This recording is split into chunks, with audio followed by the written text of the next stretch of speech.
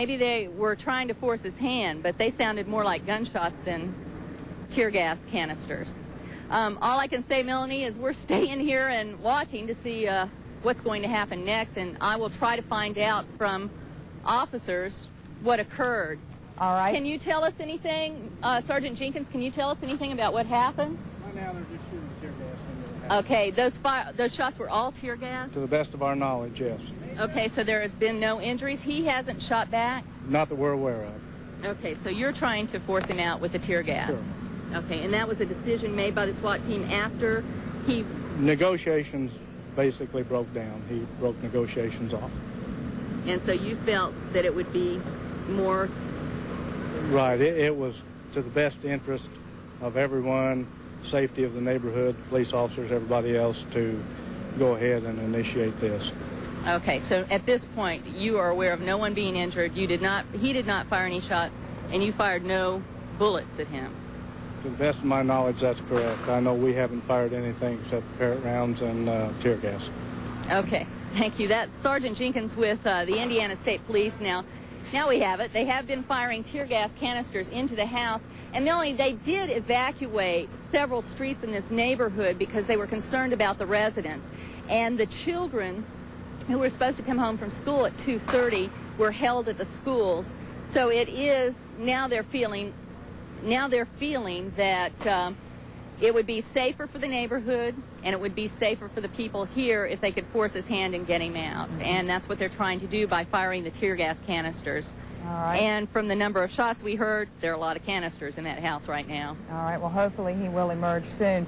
One other thing now we want to tell our viewers, as you mentioned, the children at Scribner Junior High and Lillian Emery Elementary Schools are at their schools right now. If they were to be home, if you're a parent and you're looking for them, that's where you can find them. School officials decided it was best to keep them at the school and have parents come and pick them up rather than to bring them back into the neighborhood.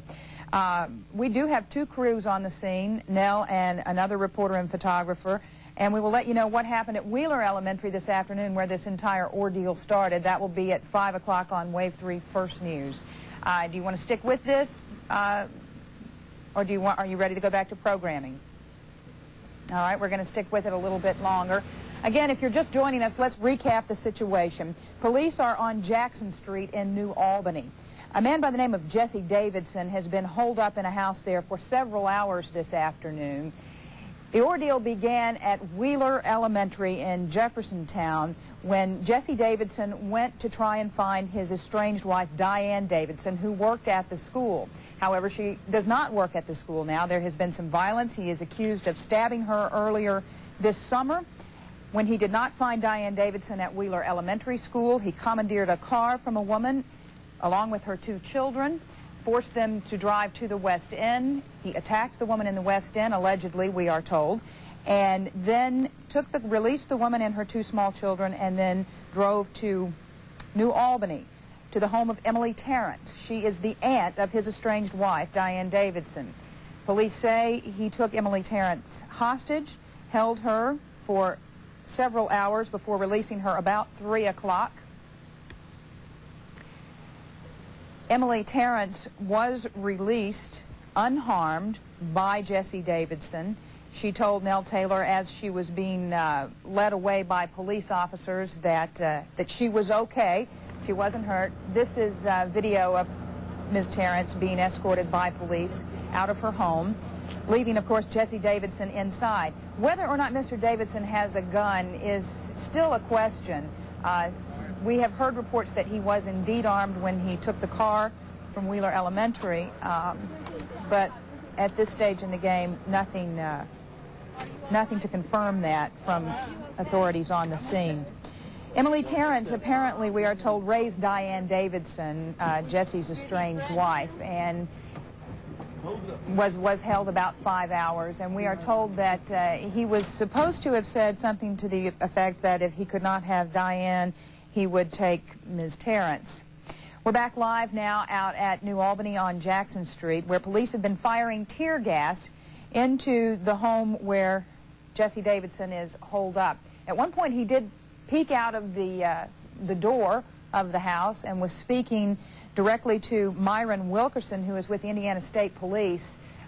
Wilkerson was speaking over a megaphone and tried to reassure Mr. Davidson that they would not harm him if he would come out with his hands up, but for whatever reason that did not happen, and now the SWAT team in New Albany and the Indiana State Police have decided it would be in the best interest of the neighborhood to go ahead and try and force him out of the home. As Nel Taylor just told us, they fired several rounds of tear gas into the home in an effort to flush him out. Nel, have you seen any additional movement out there? None at all. We're still waiting, Melanie, to find out what's going to happen. It was pretty tense here for a while because when we first heard the gunshots, we assumed that they were actually firing bullets into the home. Now we found out it's tear gas. I guess they're just waiting for that to take effect and force him out.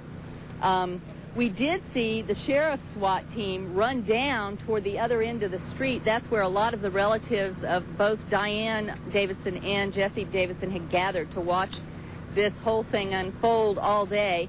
And when the gunshots started being fired, we heard screams and shouts from that area, and that's when the sheriff's deputies ran down that way. Now, what about how many law enforcement agencies are out there at this stage in the game? I know it started over here as we had Louisville Police, Jeffersontown Police involved. How many more?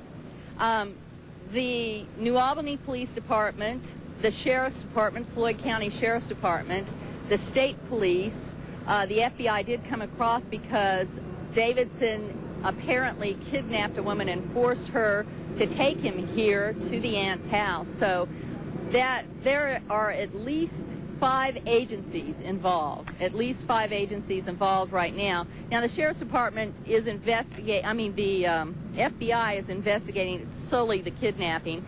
The primary agency, the lead agency here, has been the State Police because they have the trained SWAT team, the trained hostage negotiators, and they're the ones who have been on the phone all morning long and all afternoon long with Jesse Davidson. So they do have communication with him, and that they have had communication with him continuously. Now, I don't know about now. I think now, no, because Sergeant Jenkins just told us a few moments ago that negotiations had broken off completely, and his friend, Jesse Davidson's friend, Officer Myron Wilkerson, had been attempting to talk him out of the house, and it almost worked a couple of times, but then it failed, and after that, officers couldn't get him back on the phone, so they began firing the tear gas. And at this point, still no movement from the home? No movement at all from the home. And I guess all we can do is wait. He has threatened his own life, and he, because of the problems with the marriage, there had been a divorce action filed by his wife, and that's what apparently caused all of this today. He, as you had said before, he had threatened his wife and attacked her before, and he did say that if he couldn't hurt her, he was going to hurt the aunt, and he had told relatives that he was planning on killing himself as well.